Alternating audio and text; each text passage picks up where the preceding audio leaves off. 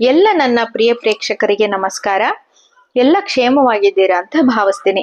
ಬನ್ನಿ, ನೀವು ನೋಡಿ ಈ ವಿಡಿಯೋವನ್ನ ಏನನ್ನ ನೋಡಿ ಓಪನ್ ಮಾಡಿದ್ರು ಅದು ಖಂಡಿತವಾಗಿಯೂ ನಿಜ. ಇದು ನಿಜವಾಗಿ ನಡೆದಿರ್ತಕ್ಕಂತಹ ಘಟನೆ.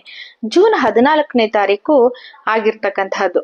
ಯಾಕೆ ಅಂತಂದ್ರೆ ನೋಡಿ, ಈ ವಿಚಾರವನ್ನ ಯಾಕೆ ಹೇಳ್ತಿದ್ದೀನಿ ಅಂದ್ರೆ, ಈ ಸಮಾಜದಲ್ಲಿ ಒಳ್ಳೆಯವರಾದ್ರೂ ಕಷ್ಟ, ಕೆಟ್ಟವರಾದ್ರೂ ಕಷ್ಟ.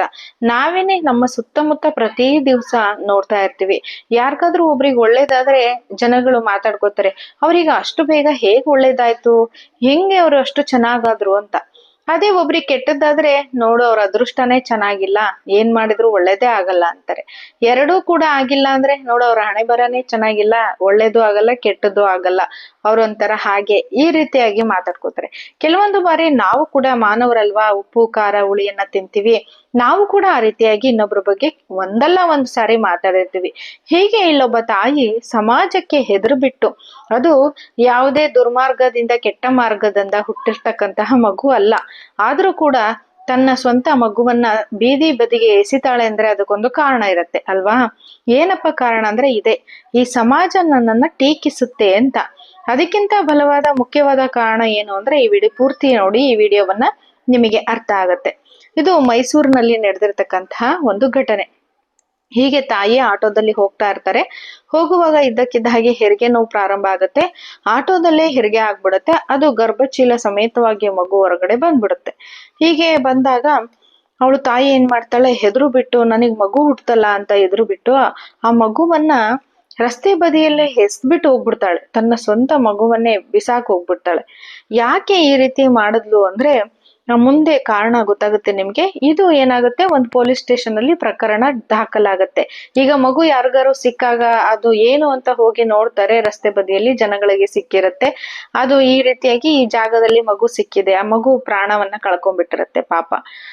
ಈ ಸಿಕ್ಕಿದೆ ಅಂತ ಜನಗಳು ಹೇಳ್ತಾರಲ್ವಾ, ಅವಾಗ ಏನ್ ಮಾಡ್ತಾರೆ, ಅದು ಯಾರ ಮಗು, ಇಲ್ಲಿಗೆ ಹೇಗ್ ಬಂತು ಅಂತ ಹೇಳ್ಬಿಟ್ಟು ಪೊಲೀಸರು ಇದನ್ನ ಭೇದಿಸ್ತಾರೆ. ಏನಪ್ಪಾ ಅಂತಂದ್ರೆ, ಮೈಸೂರಲ್ಲಿ ಇರ್ತಕ್ಕಂತಹ ಪೊಲೀಸರು ಪುಲಿಕೇಶಿ ರಸ್ತೆ ಬಡೆ ಮಕಾನ್ ಬಳಿ ಒಂದು ಹೆಣ್ಣು ಮಗುವಿನ ಶಿಶು ಪತ್ತೆ ಆಗುತ್ತಲ್ವಾ, ಪೊಲೀಸರು ಈ ಪ್ರಕರಣವನ್ನ ದಾಖಲೆ ಮಾಡ್ಕೋತಾರೆ. CCTV ಕ್ಯಾಮ್ರಾ ಎಲ್ಲವನ್ನ ಪರಿಶೀಲನೆ ಮಾಡ್ತಾರೆ. ಅಲ್ಲಿ ಗೊತ್ತಾಗುತ್ತೆ, CCTVಯಲ್ಲಿ ಆಟೋದಲ್ಲಿ ಹೋಗ್ತಾ ಇರ್ತಕ್ಕಂತ ಒಬ್ಬ ಮಹಿಳೆ ಈ ಮಗುವನ್ನ ಎಸೆಬಿಟ್ಟು ಹೋಗಿದ್ದಾರೆ ಅನ್ನೋದು ಗೊತ್ತಾಗುತ್ತೆ. ಆಮೇಲೆ ಪೊಲೀಸ್ಗಳು ಆಟೋವನ್ನ ಪತ್ತೆ ಹಚ್ತಾರೆ. ಆಮೇಲೆ ಆಟೋ ಡ್ರೈವರ್ ಯಾರು ಅಂತ ಪತ್ತೆ ಹಚ್ತಾರೆ. ಆ ನಂತರ ಡ್ರೈವರ್ ಹೇಳಿರೋ ಮಾಹಿತಿ ಪ್ರಕಾರ ಆ ಮಹಿಳೆ ಮನೆ ಯಾವುದು ಅಂತ ವಿಳಾಸವನ್ನ ಕೂಡ ಪತ್ತೆ ಹಚ್ತಾರೆ. ಮಹಿಳೆಯನ್ನ ವಶಕ್ಕೆ ಪಡ್ಕೊಂಡು ವಿಚಾರಣೆಯನ್ನ ಒಳಪಡಿಸ್ತಾರೆ. ಆ ಮಹಿಳೆ ಏನ್ ಹೇಳಿರ್ಬಹುದು, ಊಹೆ ಮಾಡ್ಕೊಳ್ಳಿ ನೀವೊಂದ್ಸರಿ.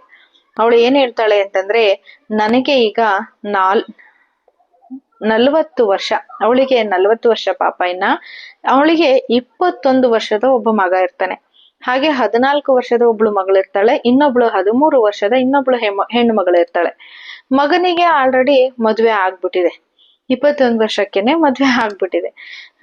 ಈಗ ಈ ವಯಸ್ಸಲ್ಲಿ ನನಗೆ ಮಗು ಆಗಿದೆ ಅಂತ ತಿಳಿದ್ರೆ ಈ ಸಮಾಜ ಏನ್ ಅನ್ಕೊಳ್ಳುತ್ತೆ ಅಂತ ಹೇಳ್ಬಿಟ್ಟು ಅವಳಿಗೆ ಒಂಥರ ನಾಚಿಕೆ ಆಗ್ಬಿಟ್ಟಿದೆ. ಟೀಕೆ ಮಾಡ್ತಾರೆ, ಜನ ಆಡ್ಕೋತಾರೆ, ಮಗನಿಗೆ ಮದ್ವೆ ಆಗಿದೆ, ಈಗ ಅವಳಿಗೆ ಮಗು ಹುಟ್ಟಿದೆ ಅಂತ ಹೇಳ್ಬಿಟ್ಟು ಆಡ್ಕೋತಾರೆ ಅನ್ನೋ ಒಂದೇ ಒಂದು ಕಾರಣಕ್ಕೆ, ಜನರು ಆಡ್ಕೋತಾರೆ ಅನ್ನೋ ಒಂದೇ ಒಂದು ಕಾರಣಕ್ಕೆ ಪಾಪ ಆ ಚಿಕ್ಕ ಮಗು ಏನ್ ಪಾಪ ಮಾಡಿತ್ತಲ್ವಾ.